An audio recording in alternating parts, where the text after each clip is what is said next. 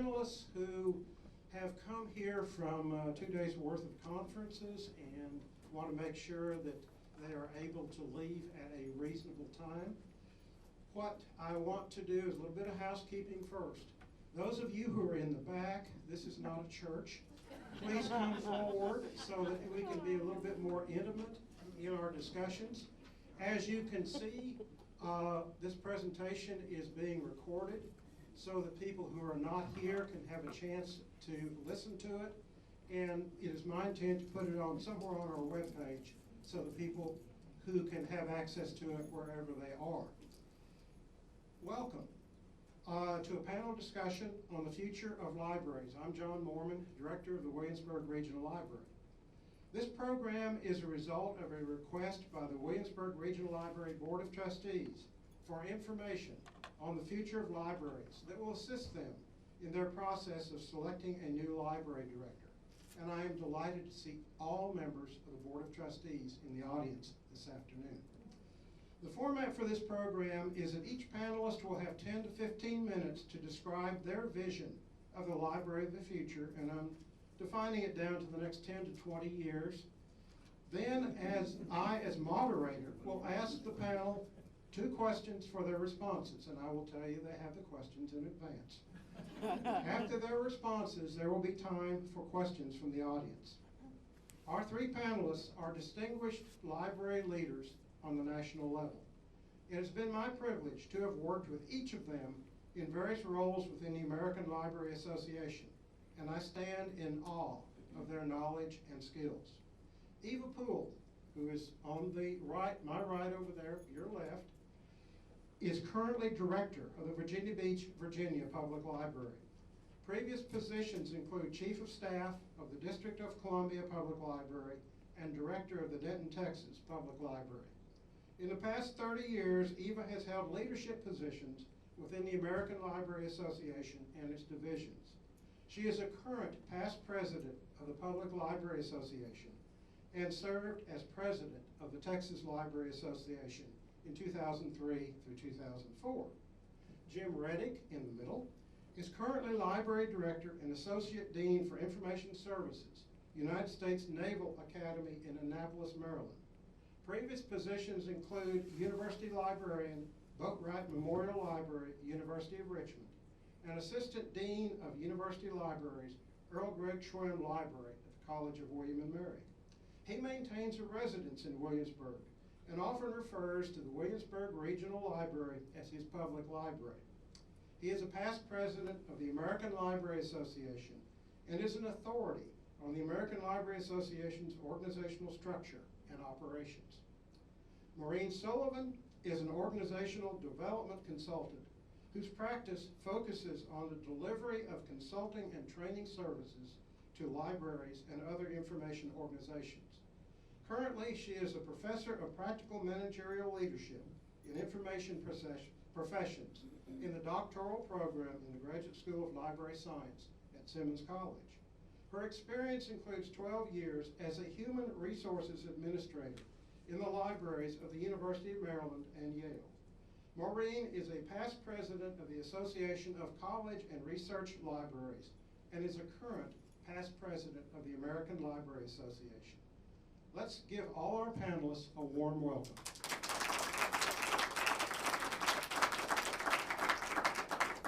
It is not often that an individual with the last name of Poole gets to start. But Eva, you are first. Okay. I assumed that I was going to be last, and I prepared my presentation thinking I would follow Maureen and Jim, but here goes.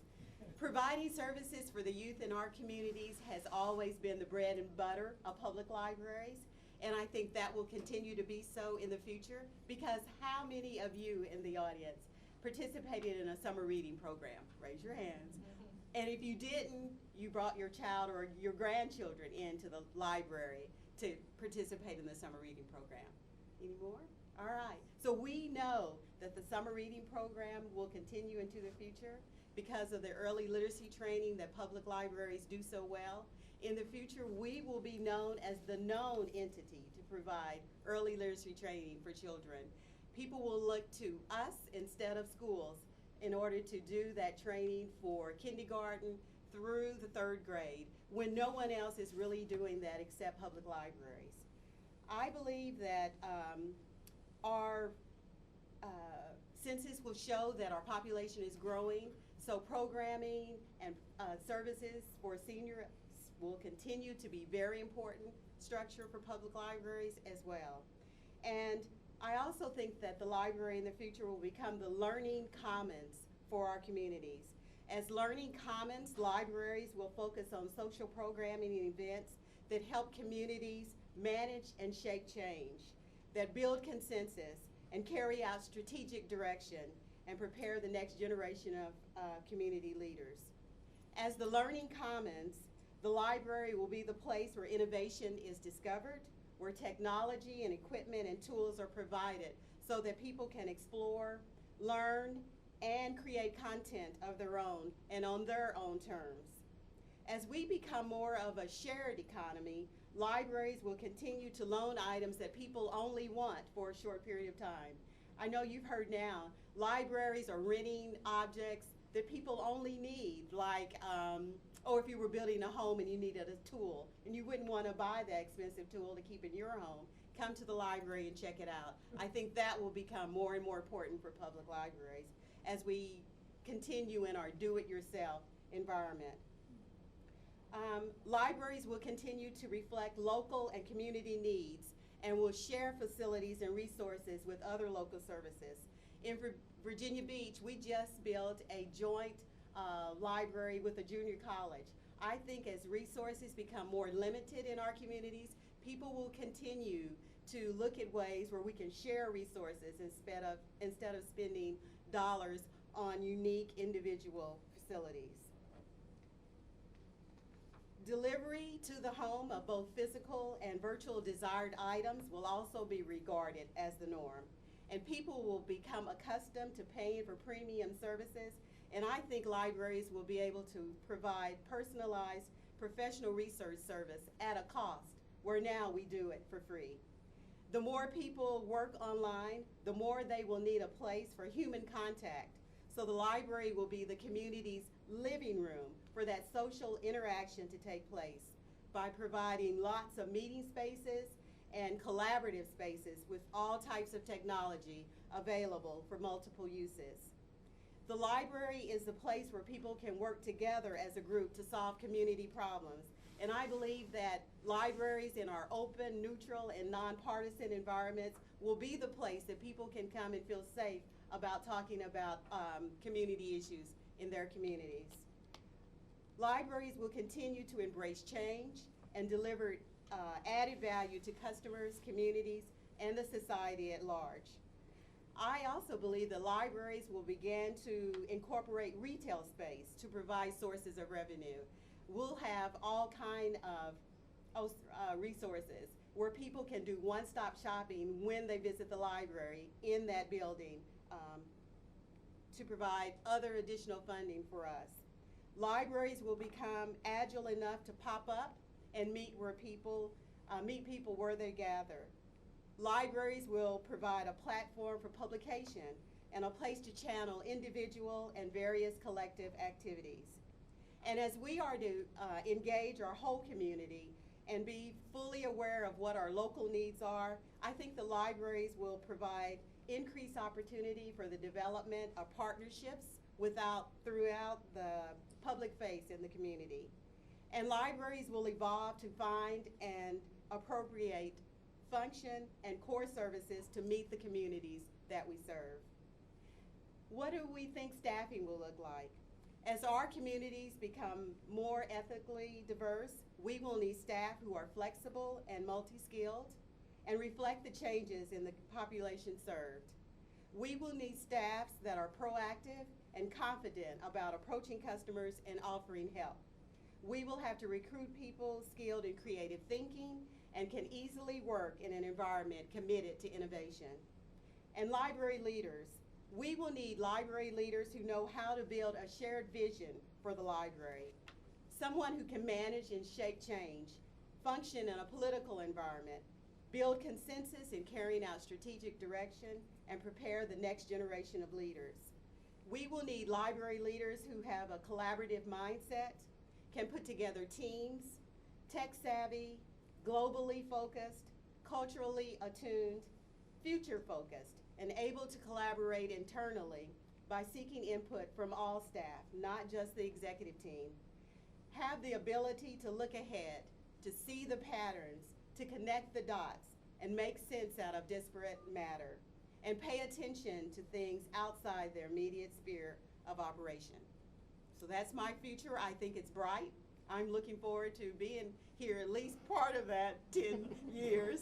So.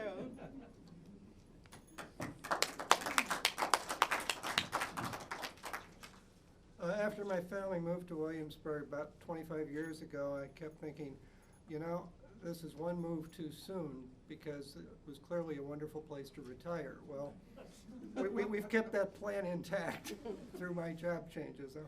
I promised Andy I'll be back, and I'll probably be a pesky patron of the library when I get back. So, and one of these days I'm going to get the time to figure out how to do those Freegal downloads.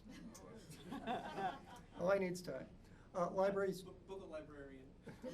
Libraries do have a future. They also have a past. But more importantly, they have continuity. From the American Library Annual for 1915, let me read an excerpt. The Library Association of Portland, Oregon, in its annual report for 1914 states that the Central Library, with its well-equipped hall, lecture rooms, and committee rooms, has become the center of various interests of Portland's civic education. Likewise, where the branch building offers facilities for clubs or neighborhood meetings, the library has become a community center. 364 lectures and 1,220 meetings of clubs, committees, and other organizations were held in the central building, with a total attendance of approximately 94,000. In addition to this, the North Gallery was used for the Dahlia Show in October, and both the North and South Galleries for the Rose Show in June. These occasions, especially the Rose Show, brought thousands of people, many of whom had probably never visited the library before. 4,640 lectures and meetings were held in the branches, with a total attendance of 11,552. That describes a role that will continue for libraries, especially public libraries. Libraries are all about connections. Thus it has been since the days of Alexandria, right up to the present and into the future. What they connect are people with information sources. They connect people with solutions to problems in their lives that they can solve only if they get additional information. And they connect people in their community with other people. Libraries have value because they leverage the individual's access to information far beyond what most individuals can provide to themselves, but that the community together offers. That benefits society, that benefits the local community, that benefits innumerable individuals. One of the other things that gives libraries value is, okay, all Williamsburg Library staff, raise your hand. You give value to this place. I recently ran across a quote from Edith Wharton, who was dissing Henry James's personal library, in which she said, among it and a few others, even in houses commonly held to be booky, one finds 9 times out of 10 not a library, but a book dump. These good people keep it from being a book dump. John and Eva and their staffs make a difference to Williamsburg and Virginia Beach. Biology and physics, I think, will play a big role in continuing, assuring the continuity of some roles the public library plays. You saw that people had to come together, they had to use their feet or their horses or whatever, their new cars to get to the library. We're three-dimensional people, we're sensate, we're social creatures, we can only be in one place at a time, and we need each other, and we need those connections that the library fosters. We seek learning opportunities, we seek entertainment in groups. Increasingly, there's a trend towards doing it in solitary. The library has to continue to provide that option for the communal experiences. It's well suited to being the center of a community and its entire civic life. I like to think of the library as the Ellis Island for ideas. We take them all in, we don't judge them. We're also the Switzerland for ideas. We don't judge, we don't we're neutral. We don't keep this book out because of its political viewpoint or some other political viewpoint. The Virginia Beach Public Library has had very successful programs for a number of years in deliberative dialogue and bringing members of the community together to talk about ideas on significant issues in ways that are very much unlike talk radio. But we face real challenges in the future, perceptual challenges. In 2005, OCLC did a word association study with people on the street. They said libraries, and the overwhelming majority of people said books. In a meeting with department chairs at the Naval Academy recently, in which not all of my ideas were, I wasn't exactly walking into Ellis Island in that discussion. The chair of the history department said, well, if libraries aren't just all about books, what are they about? They're about these connections and discovery, not just books on the shelf. We've kind of been victims of our own success that began in the late 19th century with building these great book collections because that was the medium of choice that we had then. We've continued to add new media. I remember exactly where I was in Memorial Library at the University of Wisconsin-Madison in 1975. And the bound periodical volume I was reading had a red binding. I'll bet I could go back and find it if I really tried hard. I wish I'd taken down the citation. But it was an article about adoption of technology. And it cited as an example the electric light bulb. The first two organizations to widely adopt the electric light bulb were police stations and public libraries. And both of them make perfect sense. We've been very good at adopting technologies, but even with our adoption of technologies, that books equals library perception has persisted. Technology is important. We use it well. We use it purposefully. But it's created other new perceptions that are difficult for us. After all, everything is on the web now, right? And furthermore, it's free. I've had a chemistry professor who, when contemplating the possibility of some journal cancellation, said, well, that's okay, I get it free on the web. Not understanding that he got it free on the web because the university library was paying for him to get it ostensibly free on the web. It's really good, the web is, for answering those simple factual questions. That's influenced the drop of reference service in libraries nationwide.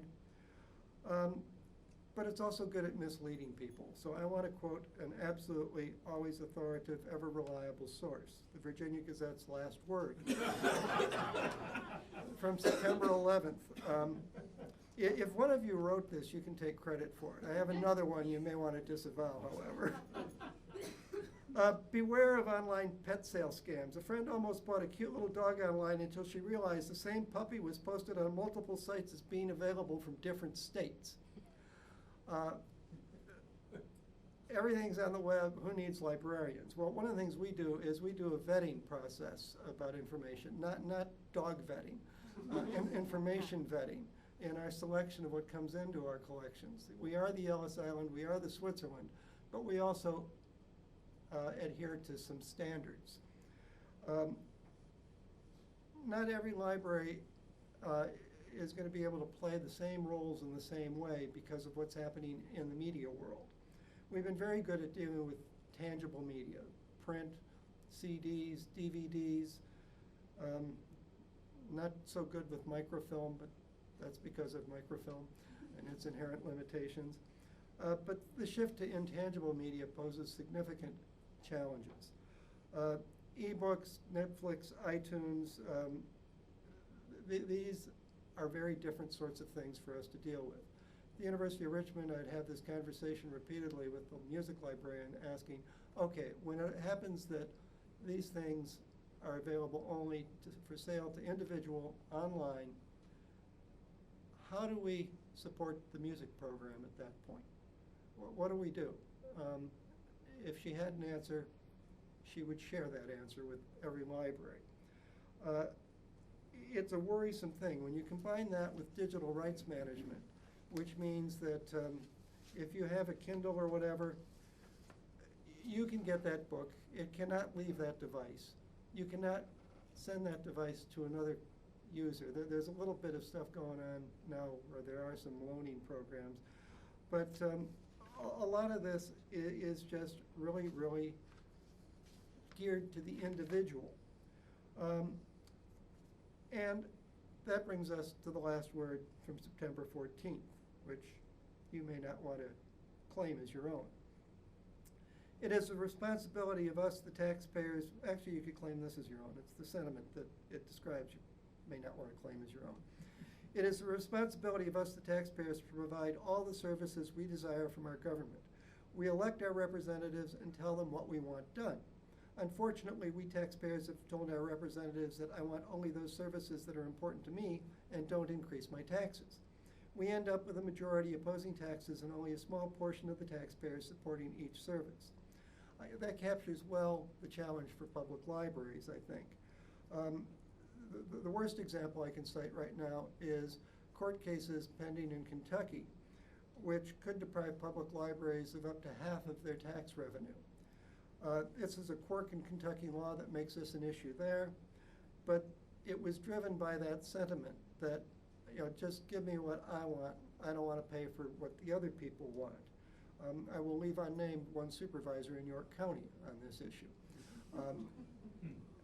So why not just leave it to everyone who wants a book or a video or music recording? They just have to get their own.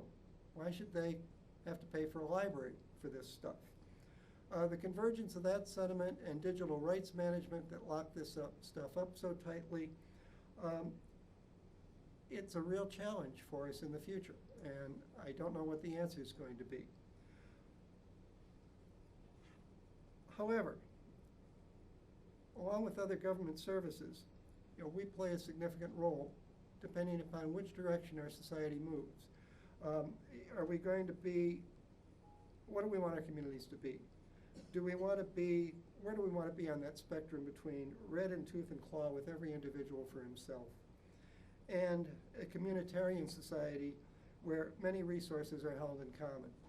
These are questions that affect the library far more than they affect police departments and fire departments. But they're related to those same civic services.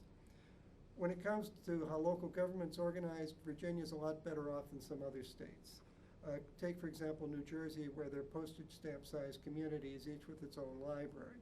They're starting to realize the opportunities for mergers, collaborations, cooperation as a necessary survival technique. What's been done here with York County recently is really an important good thing, and I hope it continues.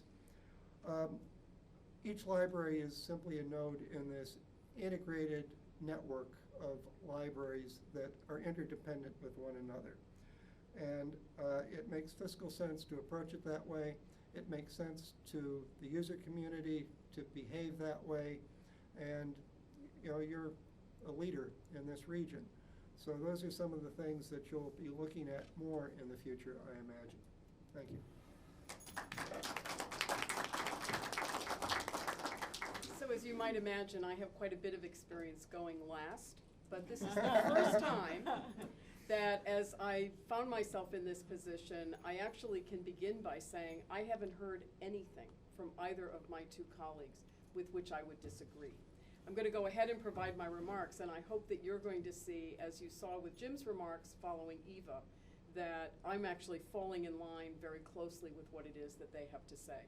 I chose to frame my remarks using a model that actually was at the heart of a program I was a part of in August, a convening by the Aspen Institute on the future of libraries.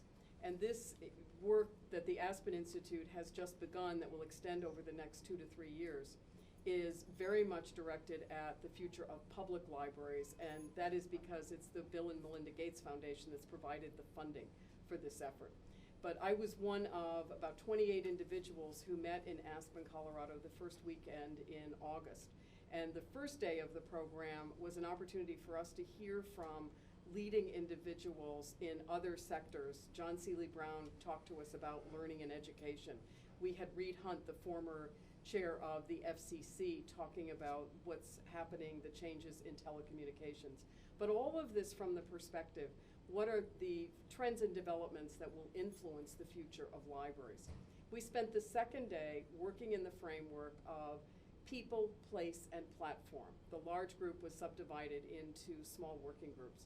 And I tell you this story because when we met on Tuesday morning to learn the results of the work that the three groups had accomplished, what was most striking was, first, the ideas that had emerged the day before would apply to libraries in general and any type of library.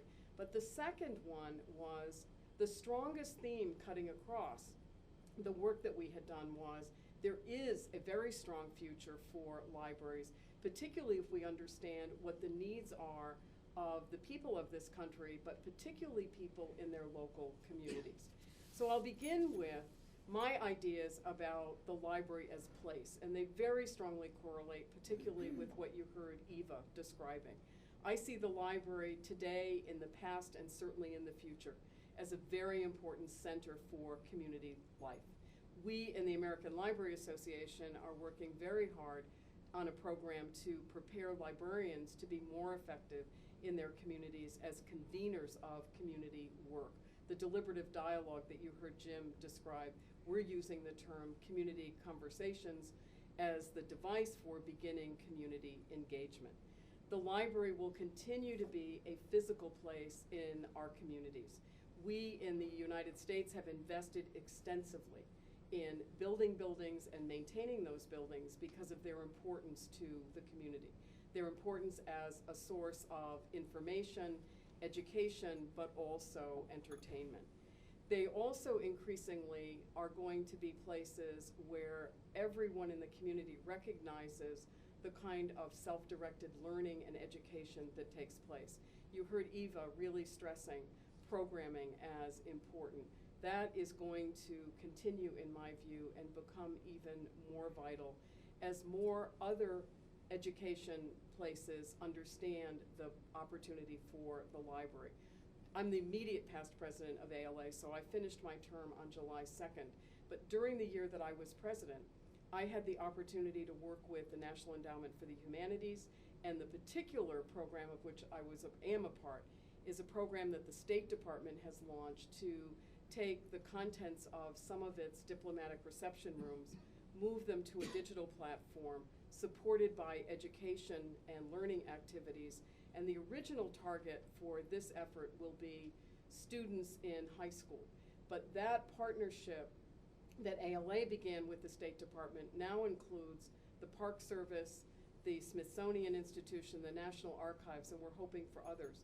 But I, as the lone librarian involved in this from the beginning, was the person who raised the possibility of including those other government agencies.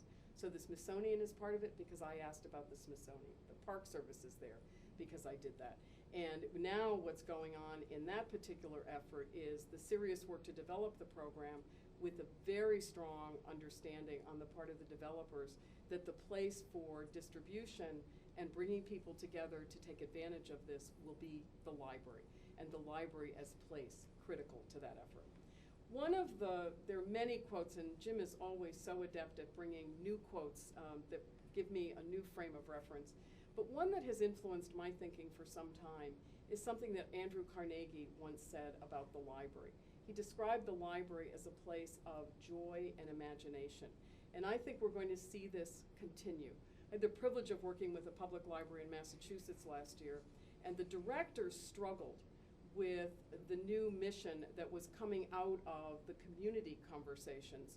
And she particularly struggled in persuading some elements of the community, but also the staff in the library, not all of them, but some of them, to accept the mission of the library in that community to be one of igniting curiosity, enhancing minds, and convening the community. And that mission, I think, really captures what libraries have been about and what libraries will be about. What's different about place is that we see more libraries moving into the digital space. And I'm now going to move to talk, and before I do that, I wanted to underscore another one of Eva's comments, and that is, you use the term learning commons. And I think we actually could say the library has been a learning commons for a long period of time. And it's one of the things that I think calls for us to think about the importance of transcending type of library and looking at the kind of network with nodes that you heard Jim refer to a few minutes ago. And I'm actually going to come back to that. But as I think about the library as virtual place, we have a real opportunity in this country to turn to our libraries and to recognize that we already have the beginning of a very strong network that could be brought together across the country that would enable us to have a shared platform. And the Digital Public Library of America is a new enterprise that's been in development for just about 2 years, and has moved to a point now where that platform is up and people are contributing content to that platform. And it is now an open source platform, but they're working seriously at the whole set of issues that arise out of digital rights management to ensure that this platform can continue to develop. And the vision is that it won't be long before we have a national platform that enables us to place content in digital form that would be available to anyone who wanted to access that content. And I believe the promise of the Digital Public Library of America includes affirming the importance of our libraries as they exist as physical places in the communities that they serve. And I make that point to you because I hear all the time questions about the possibility that if we have a Digital Public Library of America, will that not put public libraries at risk? And I believe the opposite is going to happen. And part of the reason I have that confidence is the people who've been developing this program are deeply committed to the work that happens in our libraries as physical places today. I also think that that platform that the DPLA offers us is eventually going to more easily and readily connect with the kind of technology platforms that exist in consortia and regional library systems such as this one. And this is going to be a means for much greater and stronger collaboration across the different types of libraries. I'm one who worries about the future for school libraries as we've known them. But if it continues to be a pattern where communities decide not to invest in physical libraries within their schools, it's going to be increasingly important for the school librarians, the school media specialists, to have the ability to do their work in the community at large. And that leads to another part of my vision. We have been so focused in our lives in thinking about the work that we do as something that happens in a particular building or a particular place. One of the trends that we're seeing is so many more of us are working separate from an actual physical facility.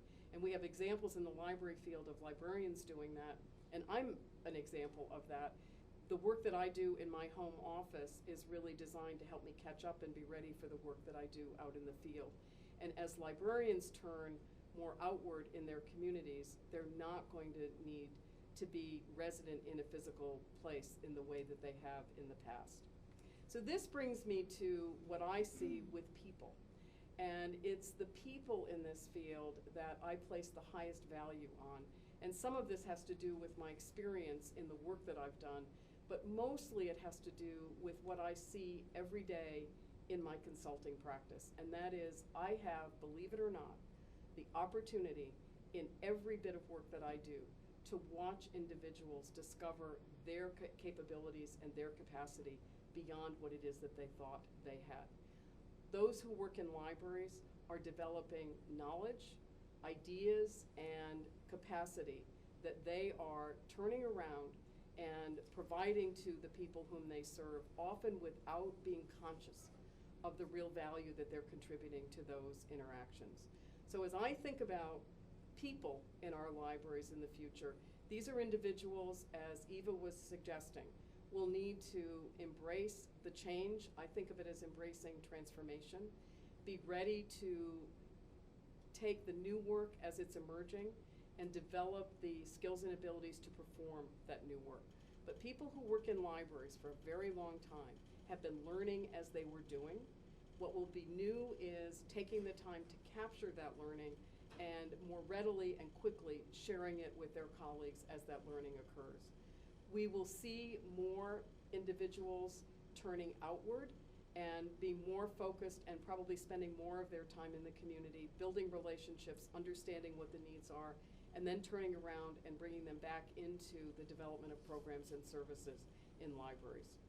I also think the staff in our libraries will come from different fields. We've been seeing some of that change happening. I can go back easily 30 years to identify the point at which I began to see a conscious effort to bring people from different fields, but more of that is happening now. I think one of the things that will be incumbent upon our leadership is to be very clear about what is the work that we're asking people to do, what are the competencies for that work, and how do we describe the position or the work so that we're recruiting the best possible individuals for that, and not making willy-nilly decisions about what those competencies would be for that work. Eva also triggered another change that we're already seeing, and that is as our communities become more diverse and we're more eager to serve the needs of these different individuals, it's calling for more of our staff to know and be able to communicate in different languages. It also calls for everyone on the staff to be able to manage themselves in a service orientation that is respectful and appreciative of those differences. And I'm going to close with what I think will be the three main areas for libraries to continue to give attention in their communities. And these same three areas are suggestive of the three key roles of librarians in the future.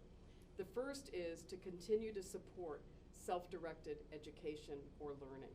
Libraries, from the time they were founded in this country and around the world, have served that purpose. People come in, they seek information, they seek knowledge that really helps them make effective decisions in their lives. And a lot of this work happens independent of the staff understanding that this is occurring. And one of the challenges for staff is when they know it's occurring, they're not often in a position to understand the real impact of the experience that they've had with the individual. The second area that will continue is providing information, but we're going to strengthen the emphasis on research consultation. And you heard both Eva and Jim talk about the fact that in an increasingly digital world, there's a very strong need for the librarian to be there, and we've been using the term at different points, navigator, to really help people understand what is authentic, real information as opposed to perception or assumption. And then the third area is this convening in the community. I believe the library and librarians are in the best position to bring people together in the community the way you heard them describe it, to do the hard work of addressing not only the issues and the problems, but I've become an advocate, and ALA is launching a program to help librarians at the local level really help people in the community focus first and foremost on what are our aspirations individually, but move the conversation along to identifying what are our shared aspirations, and how is it then that we can work together to accomplish those shared aspirations. And the last thing I want to say in my presentation is the more I live in and try to understand the digital world, the more important it becomes, from my perspective, for all of us to be very careful to understand what it is that we see when the technology is emerging, but be ready to discover that what we see in the emerging phase may not be what actually results. I'm finding it fascinating to learn from the early research about how the e-readers and digital content is affecting both brain development, but also the patterns of reading in young people. And I have personal stories where individuals among my family and among my friends have children who are turning away from the e-reader and the digital content and really moving back to print. But I think we've really got to watch what those trends and developments might be. So thank you.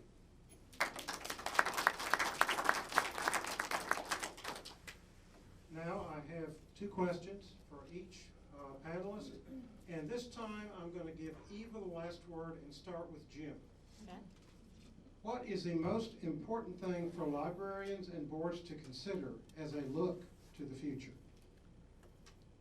I think the important thing is to clearly convey the role of the library in the community, because if it isn't clear, you're not going to get the support you need to thrive and develop.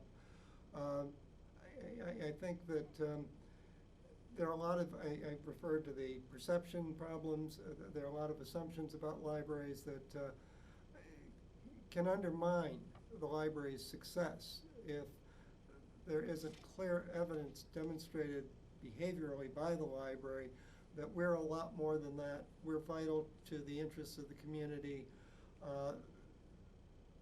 Just how you do this, you're going to have to figure out on your own by your knowledge of the community, your involvement in it, and your influence with thought leaders. This is a problem that every library is facing. Academic libraries are being pressured by accrediting agencies the whole institution is, and it devolves to the library as well, demonstrate what you're contributing to student learning. That's a very hard thing to do. What you need to do in the public library is demonstrate what are you contributing to the vitality of the community, to its economic welfare. Small businesses can't afford the big databases that the business school at William and Mary provides to their students.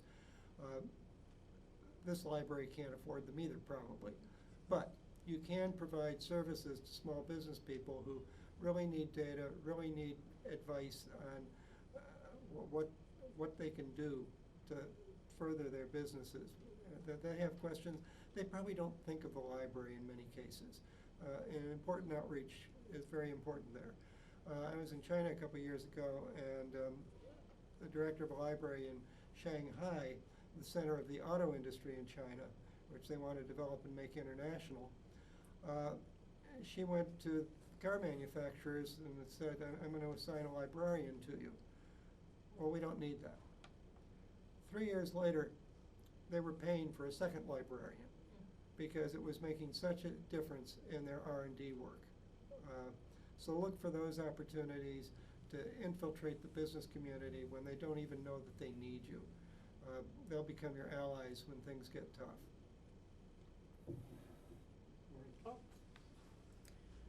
So once again, I can say, I support this, but I have an opportunity to add to this list. And my first thing would be to identify, as I described it earlier, what are the shared aspirations of the community? And then how is the library currently fulfilling those? But where is it that there are opportunities for the library to enhance but also fulfill them in a different way? Okay. I had 4 important things, okay? Recognize and adapt to changing trends. Don't have an aversion to risk. See changes in society and predict the effects of these changes, free from the restraint of existing practice. And then finally, explore the potential of new technologies to recreate the meaning of library services, library users, and the relationships between them, not just for the sake of getting new technology. Okay, thank you. The second question is, what role do you feel is most important for libraries to consider filling in the next 20 years? And we will start with Maureen.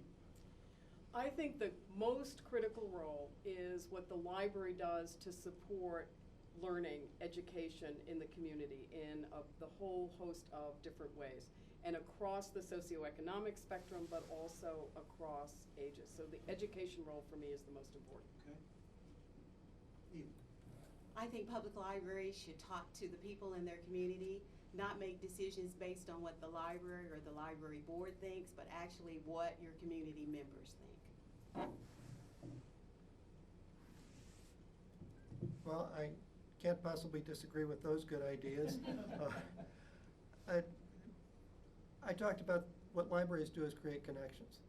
The library has to make sure it's creating connections at all times with the community, so that it does what the community wants rather than what the board wants. And it's hard to discern what's out there going on, but be embedded spies on the community, so to speak, to find out what are the needs. You know, different localities are affected differently by macro trends. You know, the 2007-2008 collapse hit some places harder than others. Nonetheless, all of them were affected, and what exactly is it when things like that happen that the local library can do for the community? And you have emphasized the importance already, the last word in the Virginia Gazette. Now it's time for the audience to give questions. We have about 10 minutes. And anyone have a question you'd like to ask to any of the panelists or all three of them? Don't be bashful. Bill. I guess with Poole, how you say understand what the community wants. How do you see the best ways of going about doing that? Okay. Have every librarian and as many staff as possible, like Jim said, embedded in the community. Have members belong to Rotary, Kiwanis, all your service organizations in the community, where you know what is going on when the issues are being decided. If someone is at Chamber of Commerce, all the places where things happen in your community. Have librarians there to participate in those conversations, to talk about how the library can help achieve the city's goals and objectives. Comments from either Jim or Maureen?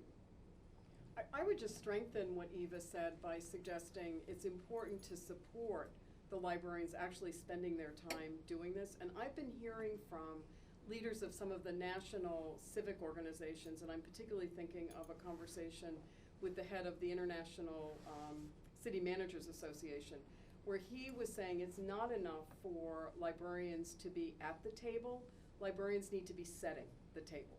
And in order to set the table, it's important for us to be out there building those relationships and have the support of the board and the leadership.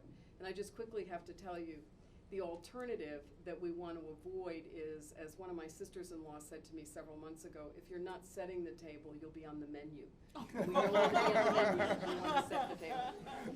Okay, Andrew, I think you have a question. I want to believe in all of the things that you've talked about, and I do my best as a librarian on the public services desk to bring those things about as best I'm able.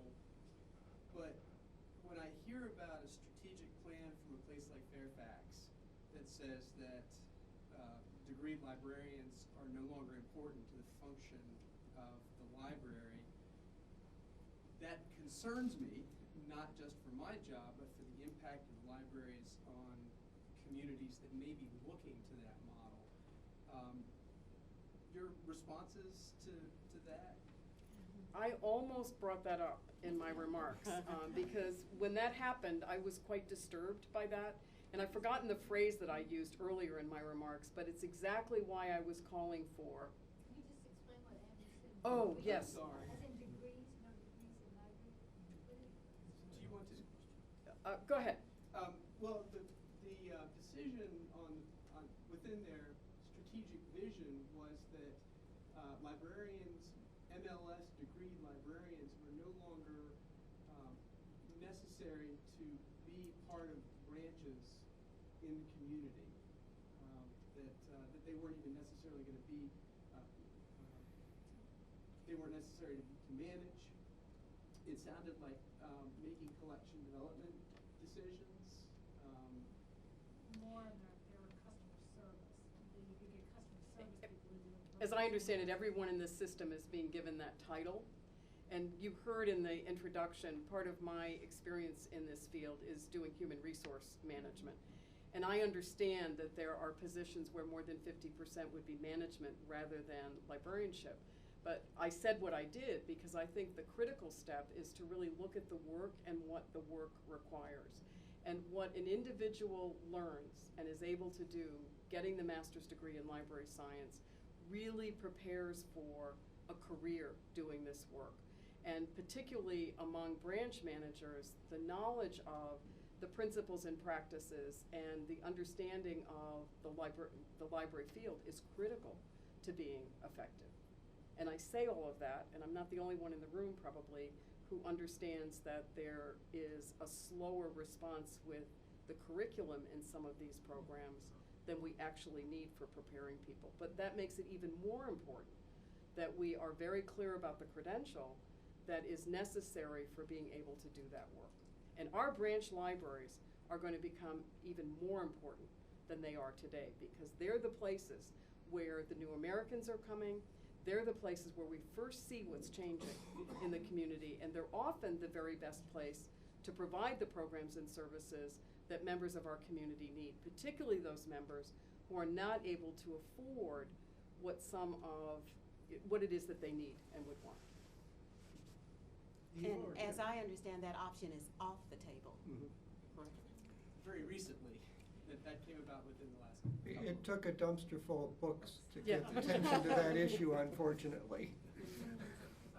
Other questions? Yes, Sarah. Maureen, could you explain a little bit more? I didn't quite understand the whole business about the State Department and the reception rooms and that whole project and what it says to us. So the meaning for me for libraries across the country is there's going to come a time within the next couple of years when the State Department will have this digital platform where the wonderful artifacts, particularly around the Revolutionary War, like the desk on which the Treaty of Paris was signed, one of the very few broadsides that was created that depicts the Boston Massacre, silver that was made by Paul Revere, china that was imported from other countries in that time frame. And they're going to be made available in this digital platform with learning activities that will introduce people to those resources. And I'm so happy for the question, because I forgot to mention the real purpose of this. The real purpose is to introduce high school students to the benefits of diplomacy and settling disputes in a tactful, respectful, caring way, as opposed to war.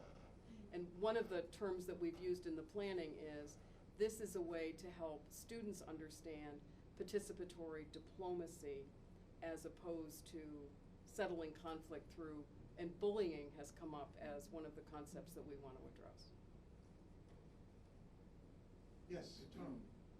It's also a part, it seems to me, of getting into the idea of virtual collections and virtual teaching. In other words, virtual learning. And I think that's what the State Department had in mind. So that's going to frame part of this question. And the question is to all three of you that says, learning, moving from just book into a technical world, also offers the opportunity for public libraries to become involved in curriculum development in their communities. And this has typically not been a space where librarians were able to tread before because of boards of curriculum development and all. But if we look at the public library and say it is in fact answerable to its own community, that would make it a part. How important do you think it is for libraries, both all types, and I'll tell you why I say that, because I don't think, as Eva has pointed out, that it's going to be public and school and university libraries in the communities at large. The president, for example, went to speak at Prince George's Community College today, not to the University of Maryland, and not for his purposes, but to say that this is for community education. How important is it for public libraries to become involved in curriculum development, both for K through 12 as well as post lifelong learning? I think we are, public libraries have begun to talk about curriculum-based storytelling, early literacy training with the K through 8-year-old, and it's becoming extremely important. And we are finding, in Virginia Beach especially, where the school system is working with us to partner with us to provide that curriculum training. So they help train our librarians, who in return go to daycare centers and provide that curriculum-based training to caregivers at daycare centers. So I think it's going to be very important for the K through 8th grade, 8 years old, I'm sorry, K through 8-year-old training with early literacy training. And then I'll let you all speak to beyond that. My wife is retired and she's looking into the Christopher Wren Society at William and Mary, and I hope that's part of my future some years from now. I think in a community like Williamsburg, with the demographics and the number of retirees, there's an opportunity for curriculum development there. We baby boomers don't get old. So there's, we retire, but we still don't get old. And I think there's probably some nebulous opportunity there for some kind of curriculum development to appeal to that population so that they can stay intellectually engaged. And I'll just add, I think it's critical. You heard me say the education is the key role in the future, and I think this is a very important area for librarians to embrace. I want to, I'll give one more question because we're almost at the end of our hour. Sue. It just struck me when you were discussing this last topic that, and it goes back to where you were saying connections, where we need to make connections with our community and maybe our schools or what have you. And then this, the virtual platform that is a learning environment, it can help with diplomacy and things like that. And I wonder if you can provide any insight or comment as to what may be happening to strengthen the connections between the educational fields, okay, whether it be K through 12 or what have you, and libraries, or maybe the things that K through 12 does not have time to do.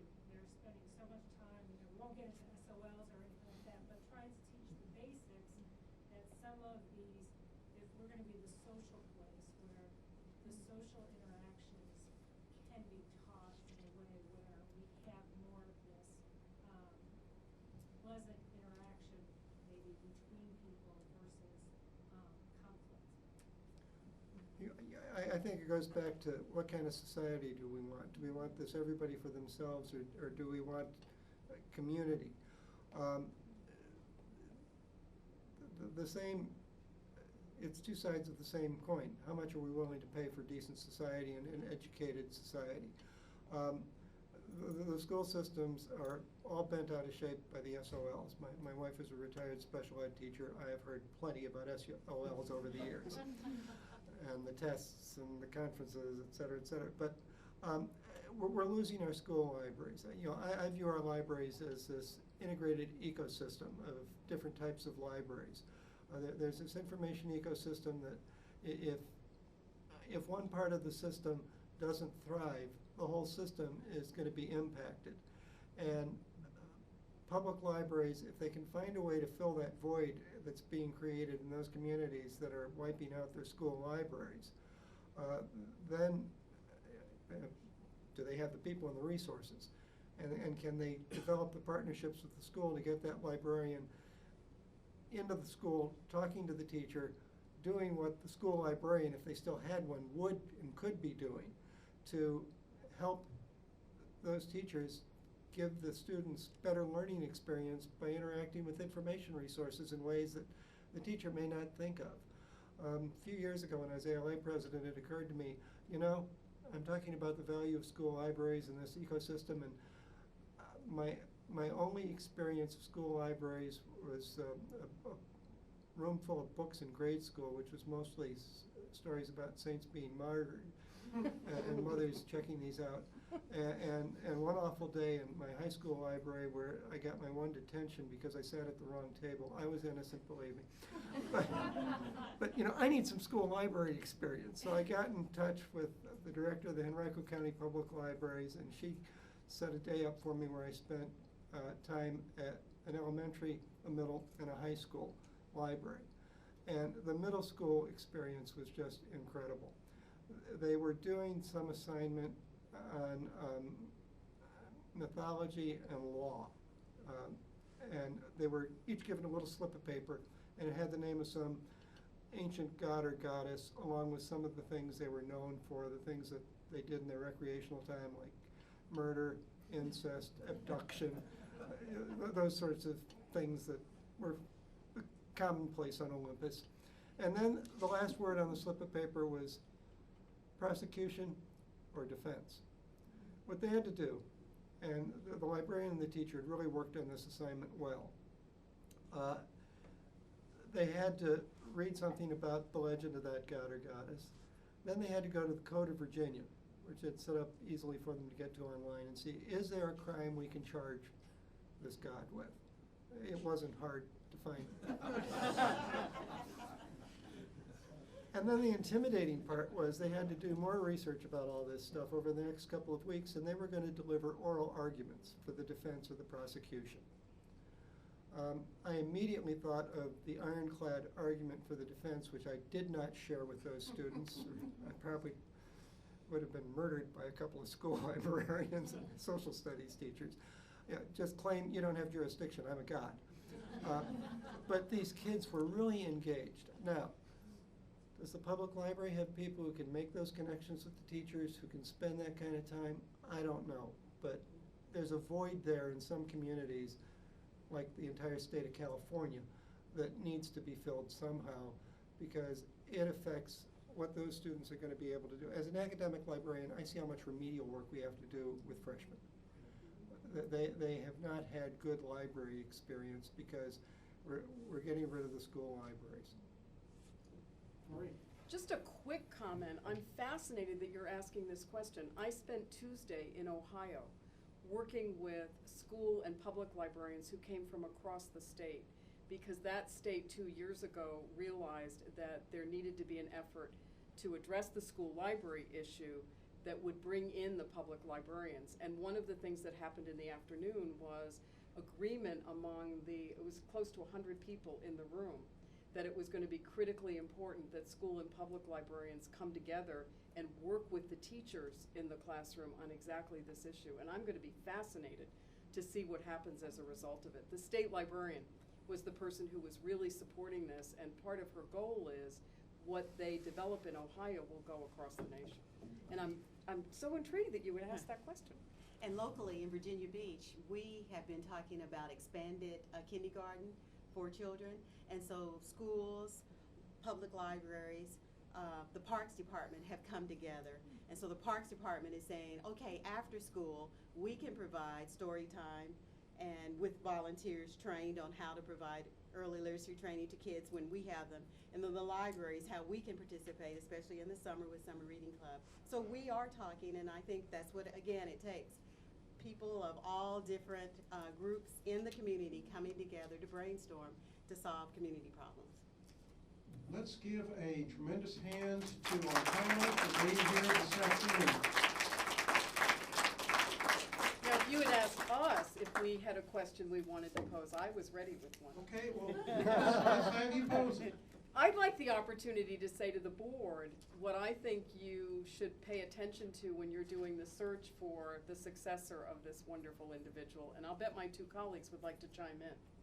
What I've watched as a pattern when a search is underway for the successor is a tendency to hire the opposite of the person that you're replacing. Do not do this with this individual.